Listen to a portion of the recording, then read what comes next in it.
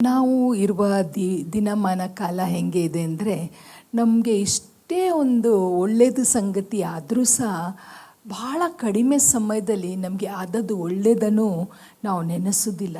ಭಾಳ ಕಡಿಮೆ ಸಮಯದಲ್ಲಿ ನಾವು ಏನು ಮಾಡ್ತೇವೆ ಅಂದರೆ, ಇದು ಆಯ್ತಲ್ಲ, ದೇವರು ನಮಗೆ ಇದನ್ನು ಮಾಡಿದ್ರಲ್ಲ ಅಂತ ಹೇಳಿ ನಾವು ಸ್ವಾಮಿಗೆ ಸ್ತೋತ್ರ ಸಲ್ಲಿಸಲ್ಲ. ಯಾವುದು ಸಂಗತಿ ಆಗಿಲ್ಲ, ಯಾವ ಸಂಗತಿ ನಮಗೆ ತೊಂದರೆ ಕೊಡ್ತಾಯಿದೆಯೋ ಅದನ್ನೇ ನಾವು ಯಾವಾಗಲೂ ಹೈಲೈಟ್ ಮಾಡಿಕೊಂಡು ಅದರ ವಿಷಯದಲ್ಲಿ ನಾವು ಚಿಂತೆ ಮಾಡಿಕೊಂಡು ಅದರ ವಿಷಯದಲ್ಲಿ ನಾವು ಗುಣಗುಟ್ಕೊತಾನೆ ಇರ್ತವೆ. ಇವತ್ತು ಭಾಳ ಒಂದು ದಿನನಿತ್ಯ ನಾವು ಮಾಡ್ತಾ ಇರುವ ಸಂಗತಿಯನ್ನು ಧ್ಯಾನ ಮಾಡುವ ಪ್ರಿಯರೇ. ಇದು ನಿಮಗೂ ಭಾಳ ಪ್ರಾಮುಖ್ಯ, ನನಗೂ ಭಾಳ ಪ್ರಾಮುಖ್ಯ. ಅದಕ್ಕಿಂತ ಮುಂಚೆ ನಾವು ಪ್ರಾರ್ಥನೆ ಮಾಡಿ ಈ ಒಂದು ವಾಕ್ಯ ಸ್ವಾಮಿ ಹಸ್ತಕ್ಕೆ ಒಪ್ಪಿಸಿಕೊಟ್ಟು ಕರ್ತನೇ ನಮ್ಮ ಹತ್ರ ಮಾತಾಡಲಿ ಅಂತ ಹೇಳಿ ಪ್ರಾರ್ಥನೆ ಮಾಡುವ. ತಂದೆಯಾದ ದೇವರೇ, ಇನ್ನೊಂದು ಆವರ್ತೆ ಸ್ವಾಮಿ ಈ ಸಮಯ ಕೊಟ್ಟದಕ್ಕೆ ಸ್ತೋತ್ರ. ಕರ್ತನೆ, ಇಷ್ಟು ಸ್ತೋತ್ರ ಸಲ್ಲಿಸಿದ್ರು ಕಡಿಮೆ. ನಿಮ್ಮ ವಾಕ್ಯ ದಿನನಿತ್ಯ ನಮ್ಮನ್ನು ನಡೆಸ್ತದೆ. ದಿನನಿತ್ಯ ಪ್ರತಿಯೊಂದು ವಿಷಯದಲ್ಲಿ ನಮ್ಮ ತೀರ್ಮಾನಗಳಿರ್ಬೋದು, ನಮ್ಮ ಭವಿಷ್ಯ ಇರ್ಬೋದು, ನಮ್ಮ ಚಿಂತೆಗಳಿರ್ಬೋದು, ನಮ್ಮ ಕೊರತೆಗಳಿರ್ಬೋದು, ಪ್ರತಿಯೊಂದು ವಿಷಯಕ್ಕೆ ನಡೆಸೋದೇ ನಿಮ್ಮ ವಾಕ್ಯ. ಇವತ್ತು ಸಹ ಸ್ವಾಮಿ ನಿಮ್ಮ ವಾಕ್ಯದಿಂದ ನಮ್ಮನ್ನು ಕಟ್ಟಬೇಕಂತ ಕರ್ತನೆ, ನನ್ನನ್ನು ನಮ್ಮನ್ನು ಕರ್ತನೆ ನಿಮ್ಮ ವಾಕ್ಯದಲ್ಲಿ ಬಲಪಡಿಸ್ಬೇಕಂತ, ನಿಮ್ಮ ವಾಕ್ಯ ನಮ್ಮ ಹೃದಯದಲ್ಲಿ ಬಿದ್ದು ಫಲ ಕೊಡಲಿ ಅಂತ ನಾವು ಬರೀ ಕೇಳುವರಾಗದೆ ಕೇಳಿ ಸ್ವಾಮಿ ಅದರ ಮೇಲೆ ನಾವು ಕೈಕೊಂಡು ನಡೆಯುವಂಗೆ ಕೃಪೆ ಕೊಡಬೇಕಂತ ಯೇಸು ನಾಮದಲ್ಲಿ ಪ್ರಾರ್ಥಿಸಿ ಬೇಡಿ ಹೊಂದಿದ್ದೇವೆ ತಂದೆ, ಆಮೇನ್. ಪ್ರಿಯರೇ, ನಾನು ಹೇಳಿದಂಗೆ ನಮಗೆ ಭಾಳ ಸಮಯದಲ್ಲಿ ನಾವು ಹೇಗೆ ಜನರಿದ್ದೇವೆ ಅಂದರೆ, ನಮಗೆ ಇಲ್ಲದ ಸಂಗತಿ ವಿಷಯದಲ್ಲಿ ನಾವು ಹೆಚ್ಚಿನ ಸಮಯದಲ್ಲಿ ಗುಣಗುಡ್ತವೆ ಹೊರತು ಭಾಳ ಕಡಿಮೆ ಸಮಯದಲ್ಲಿ ನಾವು ಸ್ತುತಿ ಸ್ತೋತ್ರ ಸ್ವಾಮಿಗೆ ಸಲ್ಲಿಸ್ತವೆ. ಅಥವಾ we have a heart of gratitude, we have a heart of thankfulness towards the Lord. We have words of praise in our mouth. ನಾವು ಒಂದು ದಿನ, ಒಂದು ಬೆಳಿಗ್ಗೆಯಿಂದ ಒಂದು ಸಾಯಂಕಾಲವರೆಗೆ ನಾವು ಅನಲೈಸ್ ಮಾಡಿದರೆ ಇಡೀ ದಿನದಲ್ಲಿ ನಾವು ಕಡಿಮೆ ಸ್ವಾಮಿಗೆ ಸ್ತೋತ್ರ ಸಲ್ಲಿಸ್ತವೆ ಅಥವಾ ಕಡಿಮೆ ನಾವು we are thankful for all that we have. ಹೆಚ್ಚಿನ ಸಮಯ ನಾವು ಬರೀ ಗುಣಗುಟ್ಟುದಲ್ಲೇ ಇರ್ತವೆ. ಕೀರ್ತನೆಯಲ್ಲಿ 55ನೇ ಅಧ್ಯಾಯ ಅದ 17ನೇ ವಚನ ಭಾಳ ಸುಂದರವಾಗಿ ದಾವಿದ ಬರೀತಾನೆ. ಕೀರ್ತನೆ Psalm 55 ಆ್ಯಂಡ್ ವರ್ಸ್ 17 ಅನ್ನು ಓದುವಾಗ ನನಗೆ ಬಹಳ ಆಶ್ಚರ್ಯ ಆಯಿತು. ಅದು ಏನು ಹೇಳುತ್ತೆ ಅಂದರೆ, evening and morning and at noon will I pray and cry, O Lord, and he will hear my voice. ಇನ್ನೊಂದು ವರ್ಷನ್ ಹೀಗೆ ಹೇಳುತ್ತೇನೆ ಅಂದರೆ, evening and morning and afternoon I utter my complaints to you. ಬೇರೆ ಒಂದು ವರ್ಷನಲ್ಲಿ ಹೀಗೆ ಬರೆದಿದೆ ಅಂದರೆ, ಬೆಳಿಗ್ಗೆ, ಮಧ್ಯಾಹ್ನ, ಸಾಯಂಕಾಲ ನನ್ನ ಗುಣಗುಟ್ಟುವಿಕೆ, ನನ್ನ morning I moan with complaint before you. ಅಂದರೆ ನಾವು ಏನು ಮಾಡ್ತೇವೆ ಅಂದರೆ, ಎಲ್ಲ ವಿಷಯದಲ್ಲಿ ಇಷ್ಟೊಂದು ಸಂಗತಿಯಲ್ಲಿ ನಾವು ಗುಣಗುಡ್ತೇವೆ ಪ್ರಿಯರೇ. ಇವತ್ತು ನಾವು ಏನು ಧ್ಯಾನ ಮಾಡ್ತಾ ಇದ್ದೇವೆ ಅಂದರೆ, ನಾವು ಗುಣಗುಟ್ಟಬೇಕೋ ಅಥವಾ ನಾವು ಸ್ತೋತ್ರ ಸಲ್ಲಿಸಬೇಕು. ಈ ಸ್ವಭಾವ ನಾನು ಹೇಳಲಿಲ್ಲ, ನಿಮಗೆ ಅಷ್ಟೇ ಅಲ್ಲ, ನನಗೂ ಇದೆ. ನಾವು ಮನುಷ್ಯರಿಗೆ ಎಲ್ಲರಿಗೆ ಇರುವುದೇ ಇದೊಂದು ಸ್ವಭಾವ. ಯಾವ ಸ್ವಭಾವ ಅಂದರೆ ಗುಣಗುಟ್ಟುತ್ತೆ. ಇನ್ನೊಂದು ವಚನ ಹೀಗೆ ಹೇಳುತ್ತೇನೆಂದರೆ, ಮೊದಲನೇ ಪೇತ್ರನ ಪತ್ರಿಕೆ 4ನೇ ಅಧ್ಯಾಯ 9ನೇ ವಚನ ಹೀಗೆ ಹೇಳುತ್ತೆ ಅಂದರೆ, be hospitable to one another without grumbling. ಒಬ್ಬರಿಗೆ ಒಬ್ಬರು ಏನು ಮಾಡಬೇಕಂತೆ? ಸಹಾಯ ಮಾಡಬೇಕಂತೆ. ಗ್ರಂಬಲ್ ಮಾಡದೆ, ಗುಣಗುಟ್ಟದೆ ನಾವು ಒಬ್ಬರಿಗೆ ಒಬ್ಬರು ಸಹಾಯ ಮಾಡಬೇಕಂತೆ. ಇನ್ನೊಂದು ವಚನ ಜೇಮ್ಸ್, ಯಾಕೋಬನ ಪತ್ರಿಕೆ 5ನೇ ಅಧ್ಯಾಯ 9ನೇ ವಚನ ಹೀಗೆ ಹೇಳುತ್ತೆ ಅಂದರೆ, do not grumble against one another lest ye may be condemned. Do not grumble against one another. ಒಬ್ಬರಿಗೆ ಒಬ್ಬರನ್ನು ನೋಡಿ ನಾವು ಗುಣಗುಟ್ಟಬಾರ್ದಂತೆ. ನಾವು ಗುಣಗುಟ್ಟಿದ್ರೆ ನಮಗೆ ದೇವರ ಒಂದು ತೀರ್ಪು, the judgement of God comes upon us. ಇವತ್ತು ಒಂದು ಸ್ವಲ್ಪ ಹೊತ್ತು ಯೋಚನೆ ಮಾಡಿರಿ. ವಾಕ್ಯ ಕೇಳುವ ಸಮಯದಲ್ಲಿ, ವಾಕ್ಯ ಕೇಳಿದ ನಂತರ ನಾವು ಗುಣಗುಟ್ಟವೋ? ಬೇರೆ ನಾನು ಹೇಳಲಿಲ್ಲ, ನಾವು ಬೆಳಿಗ್ಗೆ ಎದ್ದಾಗನೇ ನಾವು ಸ್ವಾಮಿಗೆ ಎದ್ದಾಗ ಹಾಸಿಗೆದಲ್ಲಿ ದೇವರೇ ಈ ದಿನ ಕೊಟ್ಟೋದಕ್ಕೆ ಸ್ತೋತ್ರಪ್ಪ ಸ್ವಾಮಿ, ಇಡೀ ದಿವಸ ನಮ್ಮನ್ನು ಹಾವುಗಳಿಂದ ಚೇಳುಗಳಿಂದ ಎಲ್ಲ ಸೈತನ ಕಾರ್ಯದಿಂದ ನಮ್ಮನ್ನು ಕಾಪಾಡಿ ನಮ್ಮನ್ನು ನಡೆಸು ಸ್ವಾಮಿ ಆಮೇಲೆ ಹೇಳಿದ ಮೇಲೆ ಪ್ರಾರಂಭ. ನಾವು ಯಾವಾಗ ನಮ್ಮ ಕಿಚನ್ಗೆ ಎಂಟರ್ ಆಗ್ತವೋ, ಬೆಳಿಗ್ಗೆ ಎದ್ದು ನಾಷ್ಟ ಮಾಡಲೇಬೇಕಾ, ಕಿಚನ್ಗೆ ಎಂಟರ್ ಆದಾಗ ಅಲ್ಲಿಂದ ನಾವು ಕಿರಿಕಿರಿ ನಮ್ಮ ಒಂದು ಗುಣಗುಟ್ಟುದು ಪ್ರಾರಂಭ ಆಗುತ್ತೆ. ಕೆಲವು ಸರ್ತೆ ನಾವು ಹಾಸಿಗೆಯಿಂದ ಕಲೆಗೆ ಇಡುವಾಗನೇ ಏನಾದರೂ ಕಾಲು ನೋವು, ಮೊಣಕಾಲು ನೋವು ಇದ್ದರೆ ಅಥವಾ ಏನಾದರೂ ಬಾಡಿದಲ್ಲಿ ಏನಾದರೂ ಒಂದು ಬಲಹೀನತೆ ಇದ್ದರೆ ಅಲ್ಲಿಂದನೇ ನಾವು ಪ್ರಾರಂಭ ಮಾಡ್ತೇವೆ. ನಾವು ಒಂದು ಸ್ವಲ್ಪನೂ ಯೋಚನೆ ಮಾಡಲ್ಲ. ಏನೆಂದರೆ ದೇವರ ಕೃಪೆಯಿಂದ ನಾನು ಎದ್ದಿದ್ದೇನೆ, ದೇವರು ನನಗೆ ಎಲ್ಲ ಪಾರ್ಟ್ಸ್ ಆಫ್ ದ ಬಾಡಿಯನ್ನು ಚೆನ್ನಾಗಿ ಇಟ್ಟಿದ್ದಾರೆ. ಅದನ್ನು ನಾವು ನೆನೆಸೋದೇ ನಾವು ಗುಣಗುಟ್ಟಲಿಕ್ಕೆ ಸ್ಟಾರ್ಟ್ ಮಾಡ್ತೇವೆ ಪ್ರತಿಯೊಂದು ವಿಷಯಕ್ಕೆ. ನೀವು ಅಂತ ಅಲ್ಲ, ನಾನು ಹಾಗೇ ಇದ್ದೆ. ಎಷ್ಟೋ ಮಟ್ಟಿಗೆ ಈ ವಾಕ್ಯದಿಂದ I am controlling myself. ಆದರೂ ಐ ಆಮ್ ಸ್ಟಿಲ್ ಕಂಪ್ಲೇನಿಂಗ್. ಏನಕ್ಕೆ ಕಂಪ್ಲೇಂಟ್ ಮಾಡ್ತವೆ?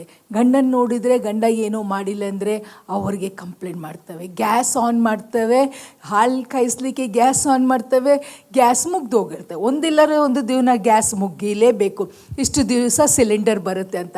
ಆ ಸಿಲಿಂಡರ್ ಬೆಳಿಗ್ಗೆ ಅವಸರದ ಟೈಮಲ್ಲಿ ಆ ಸಿಲಿಂಡರ್ ಆಫ್ ಆದರೆ ಅಲ್ಲಿ ನಾವು ಕಂಪ್ಲೇಂಟ್ ಮಾಡ್ತೇವೆ ಅಲ್ಲ ಸ್ತ್ರೀಯರೇ? ಸ್ವಲ್ಪ ಯೋಚನೆ ಮಾಡಿ, ಇವಾಗಲೇ ಹೋಗಬೇಕಿತ್ತ, ಮತ್ತು ಯಾವಾಗ ಹೋಗೋದು?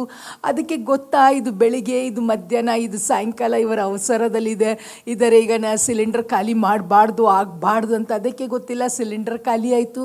ಅದಕ್ಕೆ ಗುಣಗುಡ್ತವೆ. ಏನೋ ಒಗ್ಗರಣೆ ಹಾಕಬೇಕಾದ್ರೆ ಒಂದು ಸ್ವಲ್ಪ ಆಚೆ ಹೋಗಿ ಈಚೆ ಬಂದಾಗ ಹೊತ್ತಿ ಹೋಯ್ತಂದರೆ ಅದಕ್ಕೂ ನಾವು ಕಿರಿಕಿರಿ ಮಾಡ್ತವೆ.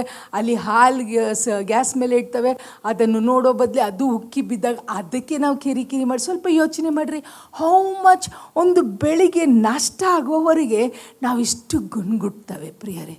ನಾವು ದೇವರು ಪ್ರತಿಯೊಂದು ವಿಷಯಕ್ಕೆ ನಮಗೆ ಸಹಾಯ ಮಾಡಿದ್ದಾರೆ, ಪ್ರತಿಯೊಂದು ವಿಷಯ ನಮಗೆ ಒದಗಿಸಿ ಕೊಟ್ಟಿದ್ದಾರೆ ಅಂತ ನಾವು ನೋಡೋದಿಲ್ಲ. ನಮ್ಮ ಸ್ವಭಾವ ಏನೆಂದರೆ ಗುಣಗುಟ್ಟುದು. ಆಮೇಲೆ ಮನೆಯಿಂದ ಹೇಗೋ ಅವಸರದಲ್ಲಿ ಆ ಮಕ್ಕಳನ್ನು ರೆಡಿ ಮಾಡಿ, ಅಯ್ಯೋ ಈ ಶಾಲೆನೂ ಇಷ್ಟೇ ಗಂಟೆಗೆ ಸ್ಟಾರ್ಟ್ ಆಗಬೇಕಂತೇಳಿ ಅಲ್ಲಿ ಗುಣಗುಡ್ತವೆ. ಮನೆಯಿಂದ ಹೊರಗೆ ಬಿದ್ದ ತಕ್ಷಣ ಟ್ರಾಫಿಕ್ ಲೈಟ್ ಸಿಗ್ಬಿಡುತ್ತೆ, ಎಲ್ಲ ಟ್ರಾಫಿಕ್ ಲೈಟ್ಸ್ ಸಿಗ್ಬಿಡುತ್ತೆ. ಕೆಲವು ಸರ್ತಿ ನಮಗೂ ಆಗುತ್ತೆ, ಟ್ರಾಫಿಕ್ ಲೈಟ್ ಓಪನ್ ಇದ್ದರೆ ಎಲ್ಲ ಕಡೆ ಟ್ರಾಫಿಕ್ ಲೈಟ್ ಓಪನ್ ಇರುತ್ತೆ. ಒಂದು ಟ್ರಾಫಿಕ್ ಲೈಟಲ್ಲಿ ಸಿಕ್ಕೊಂಡ್ಬಿಟ್ರೆ ಎಲ್ಲ ಟ್ರಾಫಿಕ್ ಲೈಟಲ್ಲಿ ನಾವು ಸಿಕ್ಕೊಂಡ್ಬಿಡ್ತೆ. ಅದು ಒಂದು ನಮಗೆ ಇಷ್ಟೊಂದು ಕಿರಿಕಿರಿ ಆಗುತ್ತೆ. ಅಲ್ಲಿನೂ ನಾವು ನಾನು ಏನು ಹೇಳ್ತಾ ಇದ್ದೇನೆಂದರೆ, ನನ್ನ ಜೀವನದಲ್ಲಿ ನಡೆಯುವ ಸಂಗತಿನೇ ನಾನು ಇವತ್ತು ಹೇಳ್ತಾ ಇದ್ದೇನೆ. ಇಷ್ಟೂ ಸರ್ತೆ ನಾವು ಬಾಯಿ ತೆಗೆದು ಹಾಳಾದದು ನನಗೆ ಆಗಬೇಕಿತ್ತು, ದರಿದ್ರರು, ನಾವಿಷ್ಟು ಸರ್ತೆ ಬಾಯಿ ತೆಗೆದು ಗುಣಗುಡ್ತವೆ ಪ್ರಿಯರೇ. ಇಷ್ಟು ಸರ್ತೆ ಗುಣಗುಡ್ತವೆ. ಒಂದು ವಾಕ್ಯ ನಾವು ಓದ್ಕೊಳ್ಳುವ, ಅದು ಯಾವುದೆಂದರೆ ದ ಬುಕ್ ಆಫ್ ನಂಬರ್ಸ್, ಅರಣ್ಯಕಾಂಡ 11ನೇ ಅಧ್ಯಾಯ 1ನೇ ವಚನ, ನಂಬರ್ಸ್ ಚಾಪ್ಟರ್ 11 ಆ್ಯಂಡ್ ವರ್ಸ್ 1 ಹೀಗೆ ಹೇಳುತ್ತೇನೆಂದರೆ, and when the people complained it displease the Lord and the Lord heard it. When the people complained, it displeased the Lord and the Lord heard it. ಇದು ಹಳೆ ಒಡಂಬಡಿಕೆದ ಕತೆಗೆ ಆಮೇಲೆ ಬರುವ. ಆದರೆ ದೇವರ ವಾಕ್ಯ ಏನು ಹೇಳುತ್ತೆ ಅಂದರೆ, ದೇವರ ಜನರು ಗುಣಗುಟ್ಟಿದನು ದೇವರು ನೋಡಿ, ದೇವರದನ್ನು ಕೇಳಿ ದೇವರಿಗೆ ಅದು ಮೆಚ್ಚುಗೆ ಆಗಿಲ್ಲ. ಪ್ರಿಯರೇ, ಈ ಗುಣಗುಟ್ಟುಗೆ ಏನಿದೆಯಲ್ಲ, ಇದು ನಮ್ಮ ಸ್ವಭಾವ. ಇದು ಬರೀ ಹಳೆ ಒಡಂಬಡಿಕೆಯಲ್ಲಿ ದೇವರವರ ಮಾತನ್ನು ಕೇಳಿ ಅವ್ರಿಗೆ ಮೆಚ್ಚುಗೆ ಆಗಿಲ್ಲ ಅಂತಲ್ಲ. ಇವತ್ತಿಗೂ ಸಹ ನಾನು ಗುಣಗುಟ್ಟಿದಾಗ God hears it and is displeased with that. ಇವತ್ತೊಂದು ಸ್ವಲ್ಪ ಯೋಚನೆ ಮಾಡುವ. ಟ್ರಾಫಿಕ್ ಲೈಟಲ್ಲಿ ನಾವು ಸಿಕ್ಕಿಕೊಂಡಾಗ ನನಗೆ ಅಂತೂ ಇಷ್ಟು ಇರಿಟೇಟ್ ಆಗುತ್ತೆ. I am trying my best to just be calm, but I cannot. ಕೆಲವು ದಿನಗಳ ಹಿಂದೆ ನಾವು ನಮ್ಮ ಚರ್ಚ್ ಮೆಂಬರ್ದು ಫ್ಯಾಮ್ಲಿ ವಿಸಿಟ್ ಮಾಡಲಿಕ್ಕೆ ಹೋಗಬೇಕಾದ್ರೆ ನಮಗೆ GPS ಹಾಕಿದ್ದೇವೆ. ಆ GPS ಒಂದು ಕಡೆಯಿಂದ ತೊಗೊಂಡು ಹೋಗ್ತಾನೆ ಇದ್ದಾವೆ. It was peak hours and it was high traffic, very heavy traffic. ಆ ಟ್ರಾಫಿಕಲ್ಲಿ ಹೋಗ್ತಾ ಇದ್ದರೆ ಮೂವ್ ಆಗ್ತಾನೇ ಇಲ್ಲ. ಮೊದಲನೇದು ನಾವು ಮನೆ ಬಿಟ್ಟದೇ ಲೇಟು, ಅವ್ರಿಗೆ ಟೈಮಿಂಗ್ ಕೊಟ್ಟದು ಅದು ಇನ್ನೂ ನಮ್ಮ ಏರಿಯಾಯಿಂದ ಹೊರಗೆ ಬಿದ್ದಿಲ್ಲ, ಅಷ್ಟುವರೆಗೆ ಆ ಟೈಮ್ ಆಗಿಬಿಡ್ತು. ಅದೊಂದು ನನಗೆ ಚಿಂತೆ, ನಾವು ಕೊಟ್ಟದ್ದು ಟೈಮ್ಗೆ ನಾವು ಹೋಗ್ತಾ ಇಲ್ಲ, ಇಲ್ಲೇ ಆಗಿಬಿಡ್ತಲ್ಲ. ಆಮೇಲೆ ಹೋಗ್ತಾ ಹೋಗ್ತಾ ಹೋಗ್ತಾ ಆ GPS ತೊಗೊಂಡು ಹೋಗ್ತಾ ಇದ್ದರೆ ನಾನು ನನ್ನ GPS ಪಾಸ್ಟ್ರಿಗೆ ಹೇಳಿ ಈ ರೂಟ್ ತೊಗೊಳ್ಳಿ, ಆ ರೂಟ್ ತೊಗೊಳ್ಳಿ, ನಾನು ಹೇಳಲಿಕ್ಕೂ ಅದು ರಾಂಗ್ ರೂಟ್ ಆಗಲಿಕ್ಕೂ ಐ ವಾಸ್ ಸೋ ಡಿಸ್ಟರ್ಬ್. ಪ್ರಿಯರೇ, ಒಂದನ್ನು ನೀವು ಗಮನಕ್ಕೆ ತಗೊಂಡಿದ್ದೀರಾ, ನಾವಿಷ್ಟು ಗುಣಗುಡ್ತವೋ ಅಷ್ಟು ನಮ್ಮ ಸ್ಪಿರಿಟ್ ಸಿಕ್ಕಾಗುತ್ತೆ, ನಮಗೆ ನಮ್ಮ ಸಮಾಧಾನ ಹೋಗುತ್ತೆ, ನಮಗೆ ಕಿರಿಕಿರಿ ಆಗುತ್ತೆ. We are only disturb. I was only disturb. ಕಡೆಗೋ ಹೇಗೋ ಆ GPS ತೋರಿಸಿದಂಗೆ ಲೇಟ್ ಆದರೂ ಪರವಾಗಿಲ್ಲ ಅಂತ we went and reached our destination. It was late. ಆದರೆ ಅಲ್ಲಿ ಕುತ್ಕೊಂಡಾಗ ಅವ್ರ ಜೊತೆ ಮಾತಾಡುವಾಗ I was not happy, I was not feeling peaceful and I was not joyful.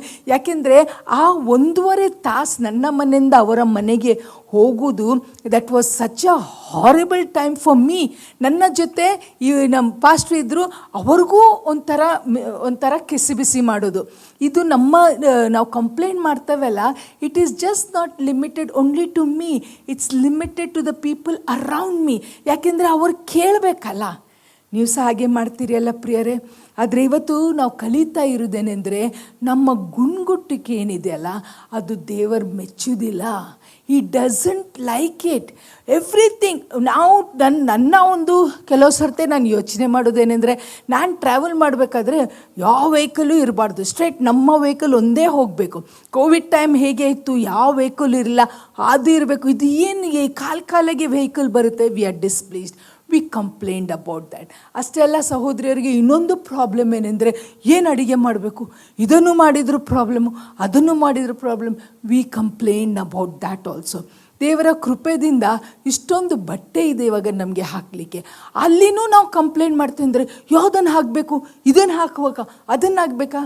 We are not happy. We complain about our in-laws, we complain about our children, we complain about our job, we complain ನೀರು ಬಂದಿಲ್ಲ ಅಂದರೆ we complain about water problem. ಇವಾಗ ಬೆಂಗಳೂರಲ್ಲಿ ನೀರಿಂದು problem ಇದೆ. ಹೋಗಿ ನಮ್ಮ ಸರ್ಕಾರಕ್ಕೆ ನಾವು ಬೈತೇವೆ ಪ್ರತಿಯೊಂದು ವಿಷಯಕ್ಕೆ. ಒಂದು ದಿನದಲ್ಲಿ ಯೋಚನೆ ಮಾಡಿರಿ, ಬೆಳಿಗ್ಗೆಯಿಂದ ಸಾಯಂಕಾಲವರೆಗೆ ನಾವಿಷ್ಟು ಗುಣಗುಡ್ತವೆ ಅಂತ. We never take a time to say thank you. ಇವೆಲ್ಲ ಸಂಗತಿಗಳಿದೆಯಲ್ಲ, ಅದಕ್ಕೆ ನಾನು ಇಷ್ಟು ಸ್ತೋತ್ರ ಸಲ್ಲಿಸ್ತಾನೆ ಅಂತ ಇಲ್ಲ. But we always find fault with something or the other.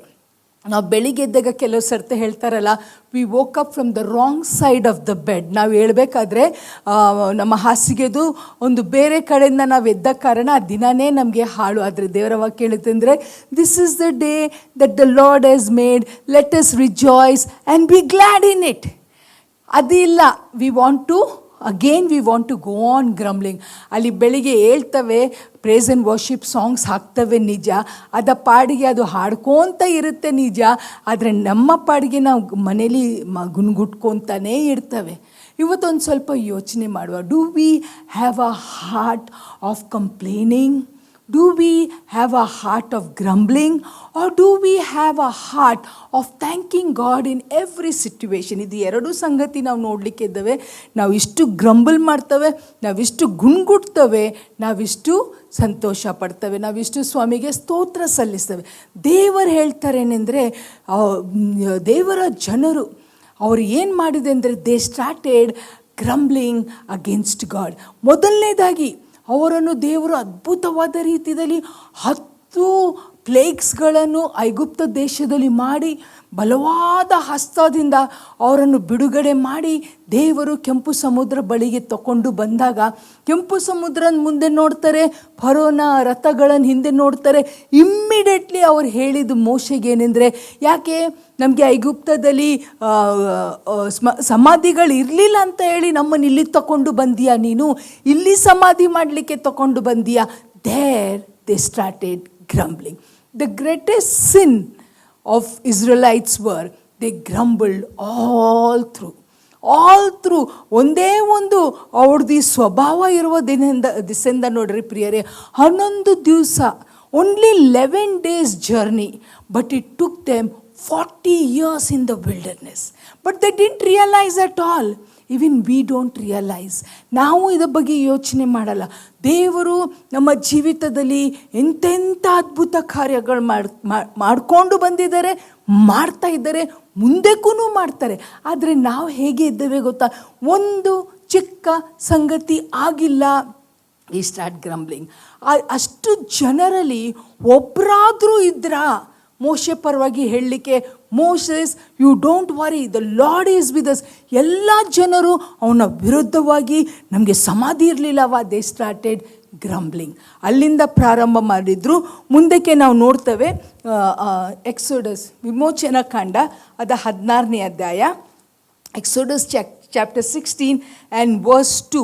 ಇದರಲ್ಲಿ ಮೊದಲನೇದಾಗಿ Exodus chapter 15 and verse 24 and 25 ಏನು ಹೇಳ್ತಾರೆ? And the people murmured against Moses saying, what shall we drink? ಮತ್ತೆ ಇಲ್ಲಿ ಪ್ರಾರಂಭ ಮಾಡಿದರು. ಅಲ್ಲಿ ಕೆಂಪು ಸಮುದ್ರ ಮುಂದೆ ಬಂದ ತಕ್ಷಣ ನಮಗೆ ಸಮಾಧಿಗಳು ಇಲ್ಲ ಅಂತ ಹೇಳಿ ಗುಣಗುಟ್ಟಿದ್ರು. ಆಮೇಲೆ ಕೆಂಪು ಸಮುದ್ರ ನಿಬ್ಬಾಗ ಮಾಡಿ ಸ್ವಾಮಿ ಮುಂದೆ ತಗೊಂಡು ಬಂದರು. ಅವರನ್ನು ಇವಾಗ ಏನನ್ನು ಗುಣಗುಟ್ತಾ ಇದ್ದಾರೆ ಅಂದರೆ ಅಲ್ಲಿ ನೀರಿಲ್ಲ, ಕೈ ನೀರಿದೆ. ಅದಕ್ಕೆ ಅವ್ರು ಏನು ಹೇಳ್ತಾ ಇದ್ದಾರೆ ಅಂದರೆ ನಾವು ಈ ಕೈ ನೀರು ಕುಡಿಬೇಕಾ? ಅಗೇನ್ ದೆ ಗ್ರಂಬಲ್ಡ್. 26ನೇ ವಚನ ಹೀಗೆ ಹೇಳುತ್ತೆ, and the people murmured against Moses saying, what shall we drink? And he cried unto the Lord and the Lord showed him a tree. ಅಲ್ಲಿ ಸಹ ದೇವರು ಅದ್ಭುತವಾದ ರೀತಿಯಲ್ಲಿ ಅವ್ರಿಗೆ ಬಿಡುಗಡೆ ಮಾಡಿದರು. ಅದೇ Exodus chapter 16 and verse 2. And the whole congregation of the children of Israel murmured against Moses in the wilderness. ಏನು ಮಾಡ್ತಾ ಇದ್ದಾರೆ ಇವರೆಂದರೆ, ಕೆಂಪು ಸಮುದ್ರ ಬಂದ ತಕ್ಷಣ ಗುಣಗುಟ್ತಾ ಇದ್ದಾರೆ, ಕೈ ನೀರು ಬಂದ ತಕ್ಷಣ ಗುಣಗುಡ್ತಾ ಇದ್ದಾರೆ. ಮುಂದಕ್ಕೆ ನೋಡ್ರಿ, ಇನ್ನೊಂದು ವಚನ ಓದ್ತಾನೆ ನಾನು, ಅರಣ್ಯಕಾಂಡ 11ನೇ ಅಧ್ಯಾಯ 4ನೇ ವಚನದಿಂದ. And the mixed multitude that was among them fell lusting, and the children of Israel also wept again and said, who shall give us flesh to eat? We remember the fish which we did eat in Egypt freely, the cucumbers, the melons, the leeks, the onions, and the garlic. And now our soul is dried away.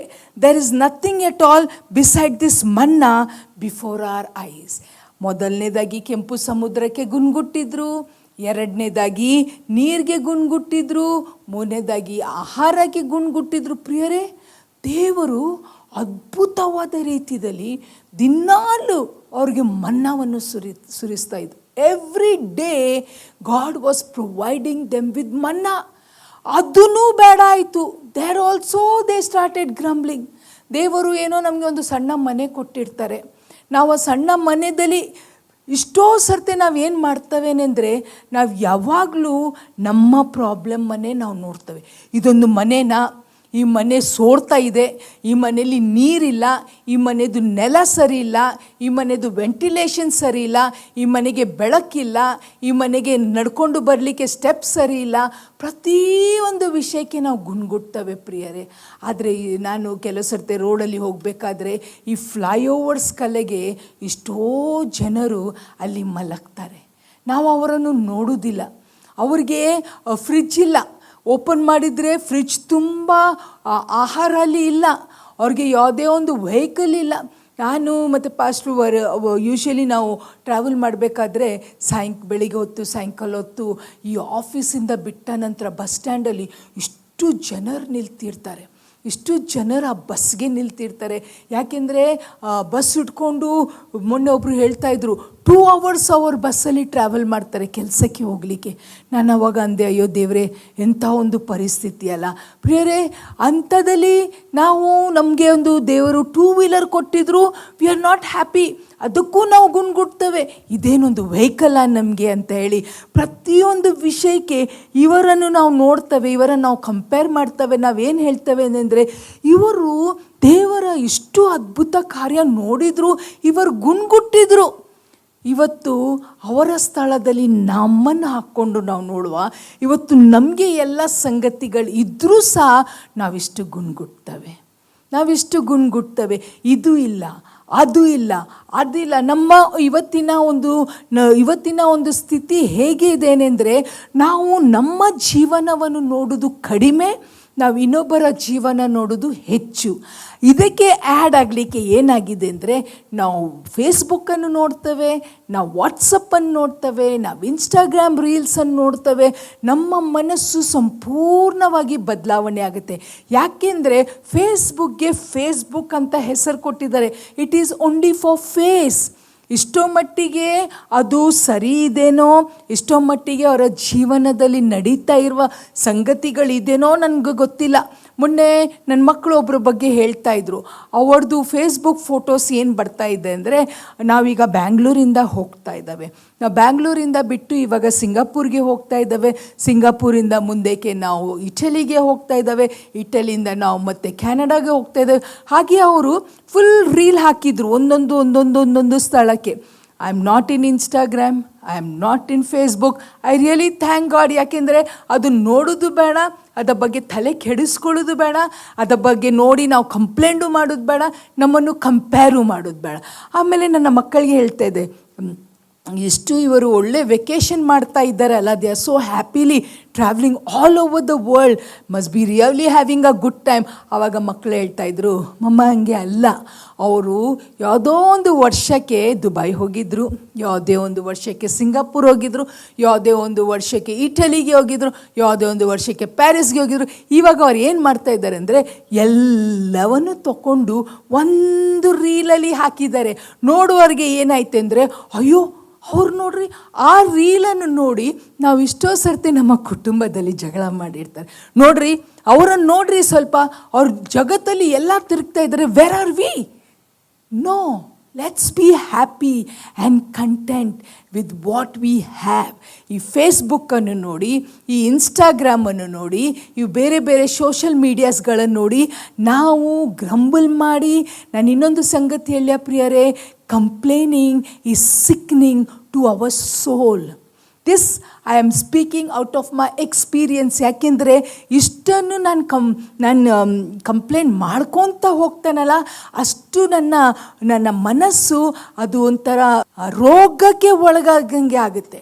I feel so dry, I feel restless, there is no peace in me.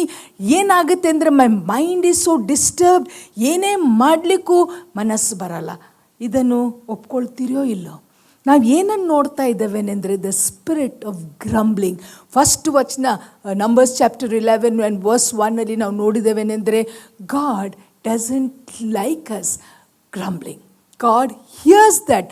ನಮ್ಮ ದೇವರಿಗೆ ಕಿವಿ ಇದೆ, ಕಿವಿ ಕೇಳುವ ದೇವರು. He hears it and the Bible says that it displease the Lord. ಇಲ್ಲಿ ಇವರು ಕೆಂಪು ಸಮುದ್ರ ಬಂದರು, ಇವರಿಗೆ ಗುಣ್ಗುಟ್ಟಿದ್ರು.